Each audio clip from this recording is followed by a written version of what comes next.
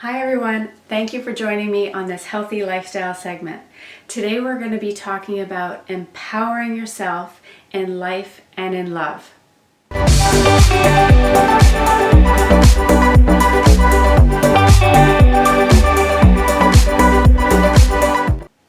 Remember to hit that subscribe button to support yoga first and wellness. There are all kinds of relationships that we have. We have our family, our friends, our intimate relationships, our work relationships, our community relationships. But what is so important and fundamental is how we feel about ourselves, having that wonderful, joyful, loving relationship with yourself so that you can be the best that you can be. And then when you're the best you can be, you can give your best to those other relationships.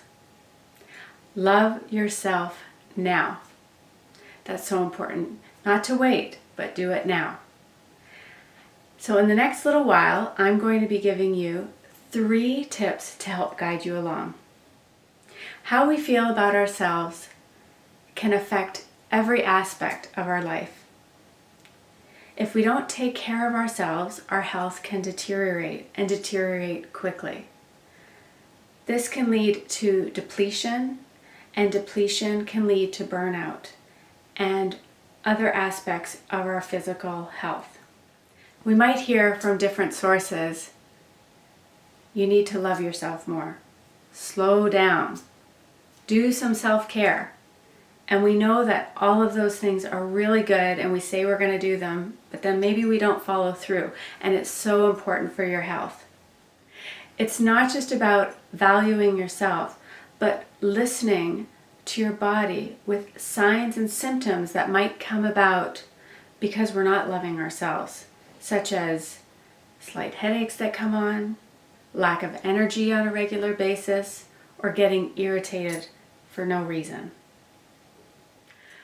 Loving ourselves on a physical level comes down to 2 very powerful hormones, and you may have heard of them: cortisol and oxytocin. Cortisol is known as the stress hormone and is produced in the adrenal glands.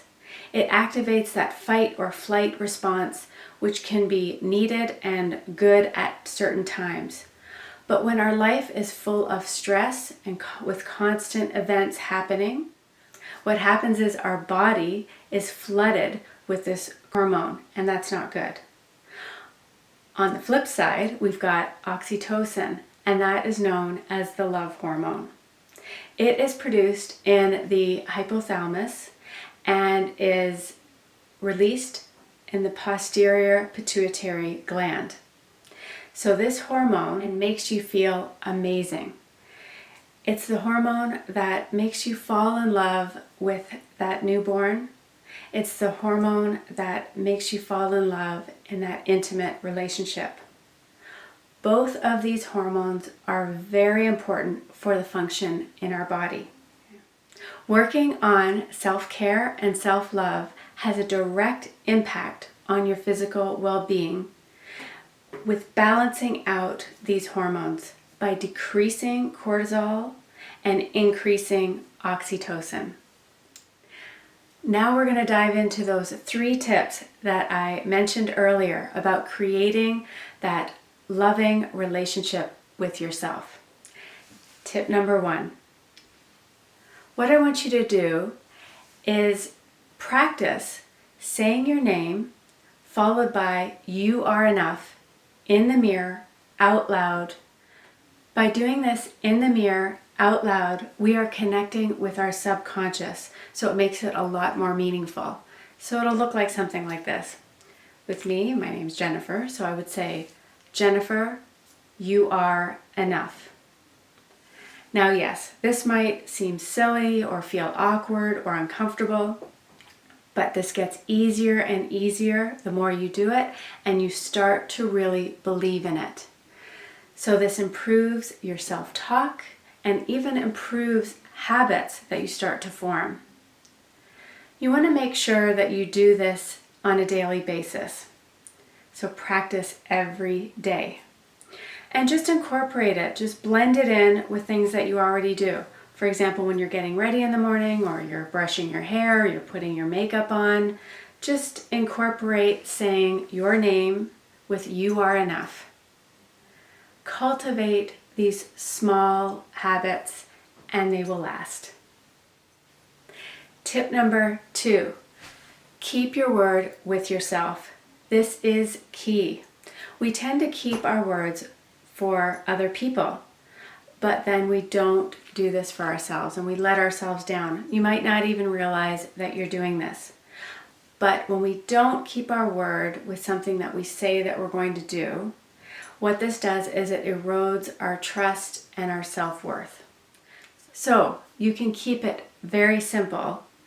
Think of little things like, let's say you want to be at your desk at 9 a.m. in the morning and you say, this is something you want to do. Well, guess what? Be there. Be there at your desk at 9 a.m. in the morning. Just say you want to add more vegetables to your meal at dinner time. So just think of ways of incorporating these vegetables. Even if you're having pasta or pizza, just add those vegetables. It's important to keep your commitment, your promises, and goals to yourself. Keeping your word will help you feel proud of yourself and help to build that self-love and trust. And as you feel this positive increase in self-love, this will spill over into those other relationships. Tip number 3, practice your version of self-care. Every day we hear from different sources about different things that you can do for self-care. Like you need to journal every day, or you need to get out in nature every day, or it's good to meditate every day. Now these are all fabulous suggestions and are so amazing for your health and your mental well-being. But they might not resonate with you. You might not enjoy writing too much as far as for journaling. Or you might not like going outside in the cold.